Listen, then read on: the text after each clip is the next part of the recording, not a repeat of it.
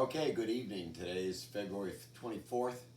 Your update on the coronavirus, also known as COVID 19. We said yesterday on the 23rd that the market futures yesterday, Sunday, were pointing to a down open today.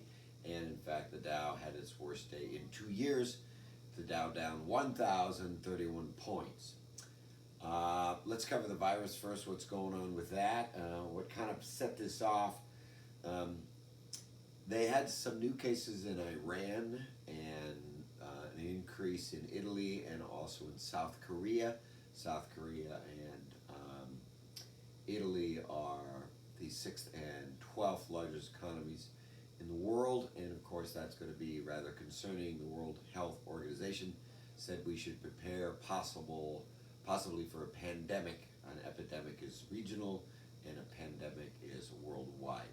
So quickly, the virus, 80,000 cases total, 2,700 deaths, somewhere in there. It's about a 3.3% mortality rate. That's up a little bit. That's only up from a day or so ago because the new cases, the good news is the new cases are starting to wane off a little bit. So we're not seeing the acceleration in the new cases that we had.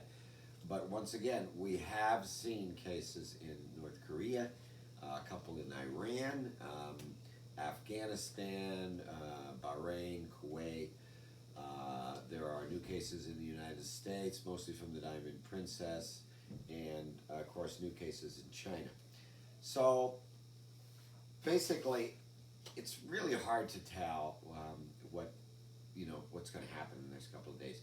Right now, the futures, which telling us what may happen tomorrow, are up on the Dow, but that could be what we call a dead cat bounce, where once something that sells off rather brutally just bounces up because some investors will come back and say, okay, let's buy. So right now, because of the new cases in South Korea and more cases in Italy, this thing is still spreading, although the number of new cases is starting to wane off a little bit. So today's 1,031 point sell-off was pretty brutal. Started out brutal this morning and continued to the close. As I said, the futures are up tonight, but this is a very dangerous situation. In my opinion, we don't know what's going to happen. We don't know, how far this virus is going to spread. We can say that there are many companies that have warned that their sales forecasts are not going to be met because of this. Apple warned. And remember, we have two problems with this. We have the supply side. In other words, China produces a lot of stuff for a lot of companies here and in other countries. So the supply side, the parts are coming into shortages. Also, China is a huge market, so the demand side is going to be hit. We're still seeing travel restricted, airlines are restricting travel, certain countries are restricting travel, immigration across borders are being restricted. We're seeing not only did the tariffs take a bite out of China's GDP, and then a Lunar New Year, which was a couple of weeks ago, that was pretty much a non-event because of the virus. So we don't know where this is going to go. But we also saw today a flight to safety. We saw treasuries being bought today, which means when you buy treasuries, which is U.S. debt, the yields drop. So we saw the yields drop to almost historic lows on treasuries today. We also saw mortgage rates drop to 8-year lows today. So that means that people are buying debt, and usually when they buy debt, they don't buy stocks. So it's kind of a contrary indicator. Precious metals continue to be up pretty big today. Cryptocurrencies were up big today.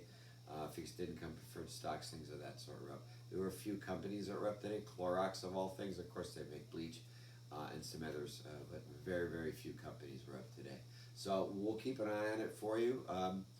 Watching the market so you don't have to is kind of our mantra, but in my opinion, as I mentioned before, we went portfolio neutral about 3 weeks ago because I did not think that the markets was fully taking into consideration what could happen.